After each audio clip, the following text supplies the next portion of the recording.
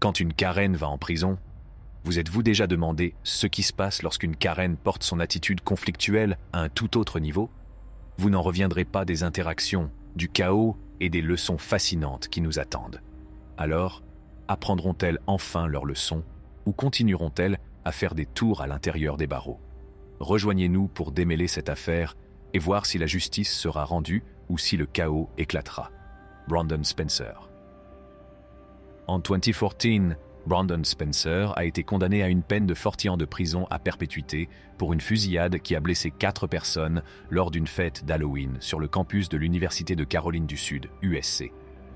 Lors du prononcé de la peine, Brandon a été submergé par l'émotion, se frappant le front sur le bureau et criant des jurons alors que le juge lisait sa condamnation pour 4 chefs d'accusation. Son avocat a plaidé la clémence en mettant en avant son emploi d'agent de sécurité et ses aspirations à faire des études supérieures. Cependant, l'accusation a présenté Brandon comme un membre de gang ayant des antécédents de violence, en présentant des tweets comme preuve. La fusillade a été considérée comme le résultat d'une querelle avec un autre membre d'un gang, alimentée par une rivalité sur les réseaux sociaux, TJ Lane. Le cas de TJ Lane est un exemple troublant d'un individu profondément perturbé qui a commis un acte de violence horrible. Né Thomas Lane III, il était un élève de 17 ans qui avait été transféré de l'école secondaire de Chardon, dans l'Ohio, à l'école alternative Lake Academy. Bien qu'il ait changé d'école, il partageait toujours un bus avec certains de ses anciens camarades de classe du lycée de Chardon. Le 27 février, alors que le lycée de Chardon était ouvert pour le petit déjeuner avant les cours, TJ est entré dans la cafétéria et a ouvert le feu sur plusieurs élèves. Il semblait avoir développé une rivalité avec certains des garçons qu'il visait. Les images de surveillance le montrent en train de tirer sur 4 élèves assis à une table, qui avaient tous pris le même bus que lui. Outre ses décès, il a blessé par inadvertance un autre élève au cours de la fusillade et a tiré sur une jeune fille innocente alors qu'elle tentait de s'enfuir. Bien qu'il ait été chassé de l'école par un enseignant et un entraîneur de football, TJ a rapidement été arrêté dans les environs. Sa folie meurtrière a entraîné la mort de 3 élèves, tandis que 3 autres ont été grièvement blessés. Lors de sa comparution devant le tribunal, TJ s'est montré insensible et indifférent.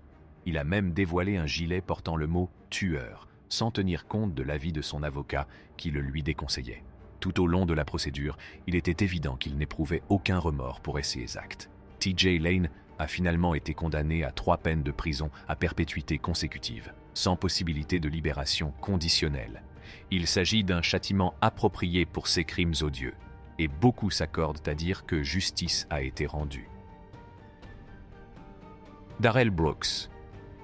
Darrell Brooks, un homme du Wisconsin, n'était pas seulement un meurtrier. Il était également connu pour prôner la violence contre les Juifs et les Blancs. En décembre 2021, il a commis un acte odieux en conduisant son four X-Four à travers une parade de Noël à Milwaukee, entraînant la mort tragique de 6 innocents. Après son arrestation, Darrell a choisi de se représenter lui-même au tribunal, malgré la gravité des accusations portées contre lui. Tout au long de la procédure, Darrell a fait preuve d'une attitude méprisante et non coopérative, ignorant les avertissements du juge et faisant de fausses déclarations. Il a tenté de discréditer son ex-petit ami, qui a témoigné contre lui, et a même manqué de respect au juge à plusieurs reprises, faisant preuve d'un manque de considération pour l'autorité du tribunal. Finalement, Darrell a été condamné à 6 peines de prison à vie consécutive, ainsi qu'à 700 ans de prison supplémentaire pour ses crimes. La juge chargée de l'affaire, Jennifer Darrow, a reçu les éloges de nombreuses personnes pour sa patience, son comportement et sa compréhension de la loi lors de la gestion du comportement perturbateur de Darrell au cours du procès. Elle est devenue une sorte de célébrité locale, recevant des messages d'appréciation et des cadeaux de la part des personnes qui ont assisté au procès en direct. Antonio Barbeau. Le cas d'Antonio Barbeau met en lumière le fait que le terme « Karen » ne se limite pas aux femmes, puisqu'il existe aussi des homologues masculins. Antonio risquait une peine de prison à vie après avoir été reconnu coupable d'un crime horrible, avoir tué son arrière-grand-mère à coups de marteau avec l'aide de son ami Nathan Pape. Les 2 jeunes garçons se sont introduits chez elle dans l'intention de la voler, mais lorsqu'elle les a pris sur le fait, ils ont décidé de l'attaquer brutalement et de la tuer.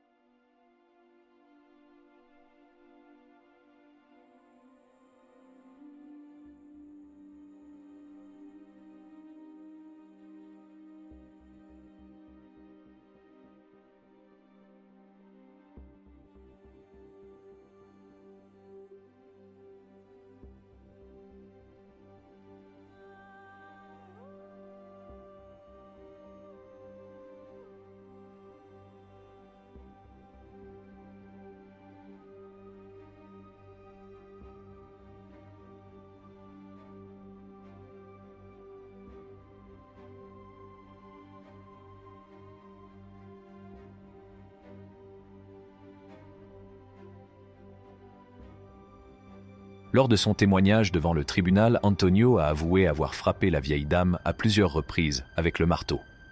Après leur acte horrible, ils ont tenté de cacher son corps dans un coffre de voiture, mais n'y sont pas parvenus. Ils l'ont donc laissée dans le garage et l'ont recouverte d'une couverture. Le niveau de violence et de trahison, dans ce cas, est vraiment troublant. Surtout si l'on considère qu'il s'agissait d'un membre de sa propre famille. Antonio et Nathan ont été condamnés, et Antonio, considéré comme le cerveau, a été condamné à la prison à vie. Bien qu'il n'ait que 14 ans et qu'il soit sur le point d'entrer au lycée, il risque désormais de passer sa vie derrière les barreaux. Lors de sa comparution devant le tribunal, Antonio était visiblement désemparé et incapable de s'exprimer, laissant son avocat parler en son nom. Aucune larme ne pouvait absoudre Antonio de ses actes. Nathan et lui étaient encore jeunes, mais leurs actes avaient causé une douleur et une perte incommensurable à la famille de la victime. La communauté et le système judiciaire ont vu la gravité de leurs crimes, et ils ont dû faire face aux conséquences de leur acte brutal. Erica May Butts et Shanita Latrice, Cunningham Erica May Butts et Shanita Latrice, Cunningham, lors d'un incident choquant en 2011, ont attiré l'attention nationale pour un crime tragique. Elles ont été reconnues coupables du meurtre d'une fillette de 3 ans, Serenity Richardson, dont elles s'occupaient en Caroline du Sud. Les deux femmes, alors âgées de 25 ans, entretenaient une relation amoureuse avec Serenity, qu'elles avaient revisitée avec sa marraine, Erica, en 2009. Les rapports suggèrent que les deux femmes ont battu sans relâche la petite fille à l'aide de cintres en plastique et d'une ceinture, lui causant de graves blessures sur tout le corps, à l'exception de la plante des pieds. L'horrible agression a été déclenchée lorsque Serenity a eu un accident de peau, ce qui a conduit les deux femmes à décider de la discipliner. Tragiquement, leurs actions sont allées trop loin et Serenity a perdu la vie. Après avoir réalisé l'étendue de leurs dégâts, elles ont tenté de dissimuler les preuves en plaçant la fillette dans de la glace et en l'exposant à de l'eau de Javel. Après leur arrestation, Erica et Shanita ont été inculpées et jugées. Elles ont finalement été condamnées à la prison à vie pour leurs actes impardonnables. Lors du prononcé de la sentence, les deux femmes et les membres de leur famille ont fait preuve d'une extrême émotivité dans la salle d'audience, certains s'effondrant et souffrant d'hyperventilation. Joshua Phillips. Voici Joshua Phillips, qui a commis un acte odieux à l'âge de 14 ans seulement. Joshua vivait dans la banlieue de Lakewood, à Jacksonville, en Floride, après que sa famille y eut déménagé. Son enfance a été difficile, avec un père alcoolique et violent, Steve, et une mère recluse. Ayant du mal à se faire des amis, Joshua a trouvé du réconfort auprès de sa voisine de 8 ans, Maddie Clifton, qui est devenue sa seule amie dans son nouveau quartier. Un jour, alors qu'ils jouaient ensemble, un accident s'est produit et Joshua a involontairement blessé Maddie. Craignant la réaction de son père, Joshua réagit impulsivement, entraînant Maddie dans sa chambre où il l'étrangle et la bat avec une batte. Dans une tentative désespérée de dissimuler le crime, Joshua a caché le corps de Maddie sous son lit et l'a gardé pendant 1 semaine jusqu'à ce que l'odeur attire l'attention de sa mère, qui a découvert la scène tragique et l'a signalée à la police. À l'issue d'une longue procédure judiciaire, Joshua a été condamné à la prison à vie sans possibilité de libération conditionnelle. Il a par la suite tenté de faire appel de sa condamnation, mais son recours n'a pas abouti. Plus âgé, Joshua a exprimé de profonds remords pour ses actes, reconnaissant l'immense douleur qu'il avait causée. Il ne pouvait prétendre comprendre la douleur qu'il avait infligée à la famille de Maddie, mais reconnaissait le vide qu'il avait créé dans leur vie. Ronnie O'Neill. En mars 2018, Ronnie O'Neill a attiré l'attention du pays lorsqu'il a été reconnu coupable du meurtre de sa petite amie de l'époque, Kenyatta Baron, et de leur fille, Neve O'Neill. L'affaire était très inhabituelle car Ronnie, qui avait 29 ans à l'époque, a passé un appel angoissant au 911, affirmant qu'il était attaqué par des démons blancs et accusant Kenyatta d'avoir tenté de le tuer. Il a reconnu de manière choquante avoir tué Kenyatta au cours de l'appel. Lorsque la police est arrivée à leur domicile, elle a trouvé Kenyatta inconscient dans la cour et a découvert que Ronnie avait attaqué mortellement leur fille, Nevaeh, à l'aide d'une hachette.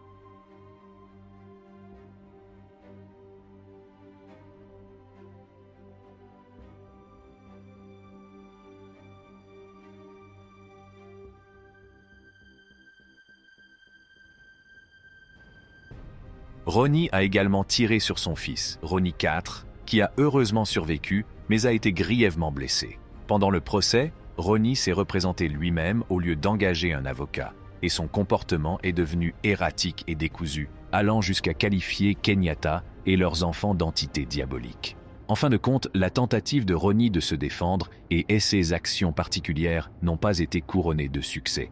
Il a été arrêté après avoir résisté à la police et a finalement été condamné à 3 peines de prison à vie, ainsi qu'à 90 ans de prison supplémentaire, pour ces crimes. L'issue a été difficile pour Ronnie, et ses efforts pour faire ses preuves n'ont fait que sceller son destin.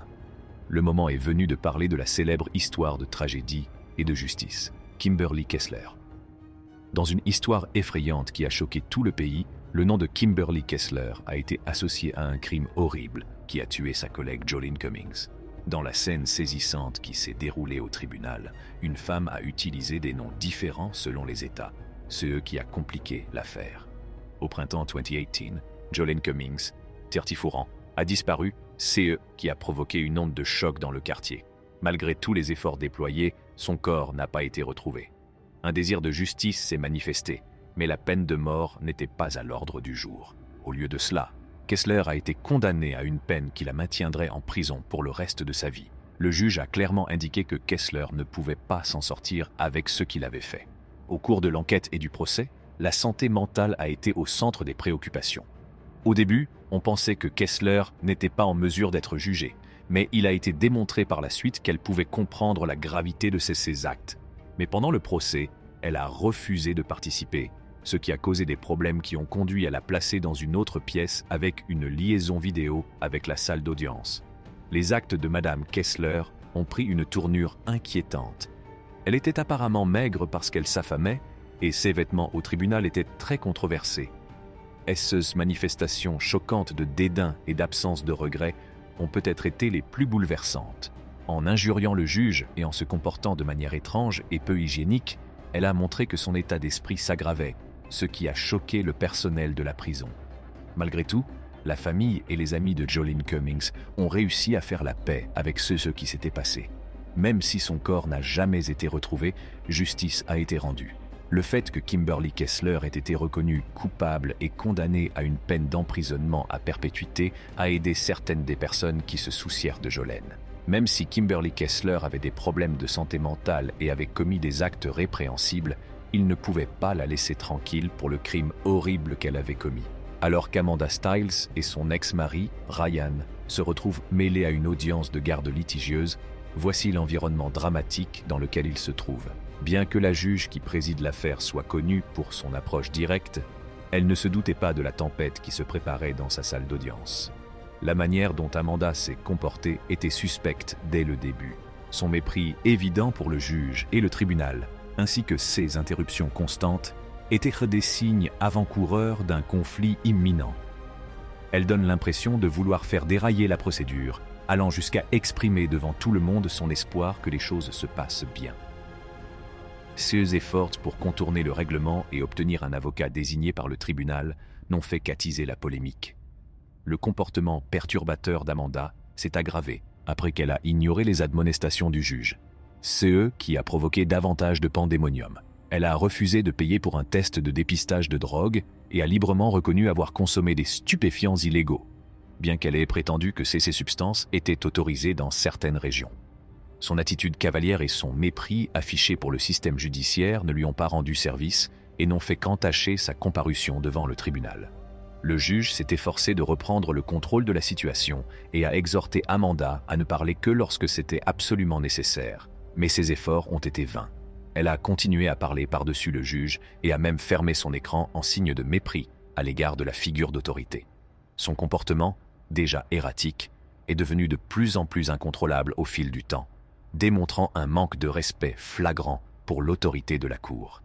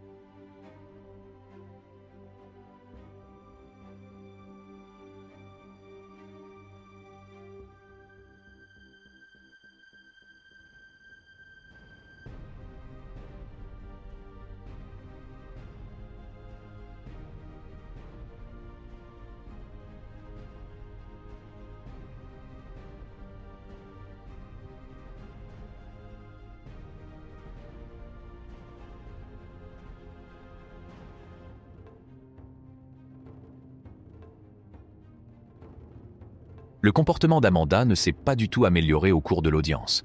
Elle a même eu recours à des injures lorsqu'elle n'a pas été en mesure de répondre dignement aux questions du juge. Amanda n'a pas reculé devant les avertissements et les menaces répétées du juge de la punir. Elle a été accusée d'un certain nombre de délits d'outrage, ce qui lui a valu une amende et d'autres sanctions. Ryan, qui avait été marié à Amanda, a observé avec étonnement le comportement irrationnel de cette dernière. Ryan était heureux de ne plus être lié à quelqu'un qui se comportait de la sorte, car les efforts du juge pour maintenir l'ordre se heurtaient à une désobéissance inflexible. Pendant tout ce temps, les actions d'Amanda ont empêché le tribunal de faire avancer les choses, ce qui a été préjudiciable à sa propre cause. Son comportement soulève de sérieuses inquiétudes quant à sa capacité à offrir à son enfant un environnement sûr et aimant dans lequel il pourra grandir. L'histoire vraie et choquante de la rébellion de Deborah Hunter pendant la pandémie. Au milieu du chaos causé par une pandémie implacable, les actions imprudentes d'une seule femme ont provoqué une onde de choc dans toute la ville. Il s'agit de Deborah Hunter, qui a eu l'arrogance de croire qu'elle était exemptée des restrictions relatives aux masques qui protégeaient la santé publique. Elle ne se doutait pas que son comportement serait filmé, garantissant ainsi que sa conduite méprisable serait à jamais gravée dans les annales de l'infamie. Au plus fort de la pandémie, Deborah a décidé que les restrictions ne s'appliquèrent pas à elle alors qu'elle faisait des courses avec son enfant. Elle n'a pas pris la peine de se déguiser et s'est promenée avec arrogance dans le magasin, comme si elle était immunisée contre les répercussions de ses actes. Pourtant, la suite des événements allait démontrer à quel point elle manquait de compassion. C'est le cas de Heather Sprague, une courageuse patiente atteinte d'un cancer et déjà confrontée à de graves problèmes de santé. Le chemin de Deborah a croisé celui de Heather et, dans un geste malveillant, elle a toussé sur la femme sans défense. Heather a été prise au dépourvu. L'insensibilité des actes de Deborah a été renforcée par le fait que Heather a décrit l'événement comme une agression, qui comportait à la fois une composante physique et une composante psychologique. Deborah a été confrontée à tout le poids du système judiciaire une fois que la gravité de sa transgression a été établie. Elle a été traduite en justice pour son acte insensible et le juge l'a jugée responsable de son manque flagrant de respect pour le bien-être du grand public et pour la sensibilité requise en ces temps difficiles. Elle a été condamnée à 30 jours de prison, une réponse rapide et sévère qui a envoyé un message clair sur la gravité de ses actes. Deborah a été forcée de faire face aux conséquences de ses actes négligents lorsque l'affaire a été portée devant le tribunal. Elle a admis qu'elle avait commis une erreur et a exprimé ses regrets, non seulement pour les conséquences que cela avait eues pour elle, mais aussi pour sa famille. Sa voix était empreinte de remords. L'impact sur ses enfants était évident, et elle a admis que ses actions avaient eu un impact significatif sur leur avenir. Même si son témoignage devant le tribunal montrait qu'elle avait une certaine compréhension de la souffrance qu'elle avait causée. Cela ne suffirait jamais à réparer les dommages qu'elle avait causés à Heather Sprague ou à la communauté dans son ensemble. Même après que Deborah se soit excusée, la blessure, l'anxiété et l'angoisse causées par sa conduite stupide ont continué d'être ressenties par ceux qui en ont été affectés. Le cas de Penelope Soto est devenu viral en raison de l'affrontement judiciaire qui a secoué la nation. En 2013, un débat houleux au tribunal a attiré l'attention des gens du monde entier. Penelope Soto, dont l'audience de libération sous caution dans un tribunal de Miami s'est transformée en un spectacle qui allait devenir viral, a été au centre de l'attention tout au long de l'épreuve. Accusée de possession de stupéfiants, elle s'est comportée comme si la procédure n'était rien d'autre qu'une plaisanterie. Cependant, elle n'avait aucune idée des ramifications qui l'attendaient. L'attitude désinvolte et dédaigneuse de Penelope à l'égard du juge Jorge Rodriguez, qui tentait d'évaluer sa situation financière, a fait froncer les sourcils. Elle a répondu aux questions posées par le tribunal avec une attitude décontractée, agissant presque comme si les problèmes n'étaient pas importants, malgré la gravité de la situation. Le juge, cependant, n'en a pas voulu et lui a dit de manière sévère que la salle d'audience exigeait le respect et la bienséance à tout moment.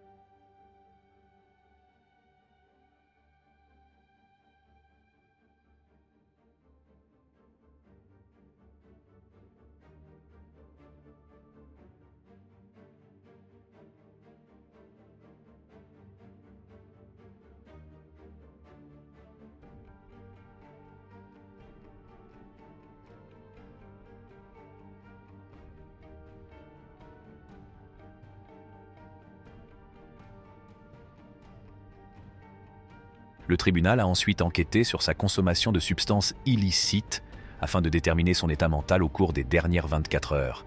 Pénélope a nié avec véhémence toute consommation récente, mais son comportement tout au long de la conversation a suscité de sérieuses inquiétudes quant à la véracité de ses affirmations. En guise de réponse ferme et décisive, le juge Rodriguez, connu pour son style direct, a augmenté la caution de la prévenue à $10,000 en guise d'avertissement sévère sur l'importance de faire preuve de respect. Après que Pénélope a été informée de l'augmentation du montant de l'amende, la tension est montée d'un cran dans la salle d'audience. Dans un accès de rage, elle a crié sur le juge et lui a fait un doigt d'honneur devant tout le monde. Il était impossible de passer outre un manque de respect aussi évident. Le juge Rodriguez a donc pris des mesures immédiates et a condamné la prévenue à 30 jours de prison.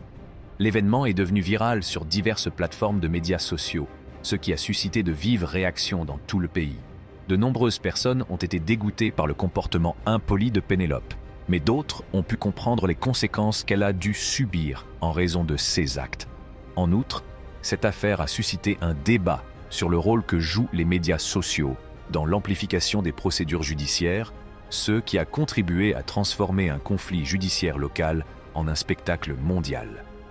À la suite des événements, Pénélope a présenté des excuses officielles au juge, au cours desquelles elle a admis avoir commis des erreurs et exprimé ses regrets d'avoir agi de manière inamicale envers le magistrat. Même dans les circonstances les plus difficiles et les plus stressantes, il est essentiel de conserver une attitude respectueuse et d'agir de manière appropriée. Cet épisode nous rappelle avec force qu'il est important de respecter ces normes. Le procès de Pénélope Soto, qui est devenu viral, restera un événement inoubliable dans les annales de l'histoire judiciaire.